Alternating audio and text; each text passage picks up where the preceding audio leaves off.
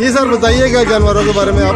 जी sir, जी आज ये मंडी लगी है इस्लामाबाद में आज 15 में, तो हम जानवर लेके आए हैं, 3 जानवर लेके आए हैं, हमें आज उठा दें। तो पूरा साल हम इन जानवरों को पालते हैं, बड़े प्यार से नाज से हम उनको बच्चों की तरह पालते हैं। तो आपके सामने है जानवर, तो बस ये है कि अल्लाह पाक इसके लिए नसीब में इनको लिखे कबूल करे, इनकी भी कुर्बानी हो। तो क्या कुछ कीमत लगाई है आपने? सर जी हर जानवर की उस हिसाब से कीमत है। जानवर खूबसूरत है, भारी जानवर है, उनके हिसाब से कीमत, हर जानवर की मुख्तलिफ कीमत है।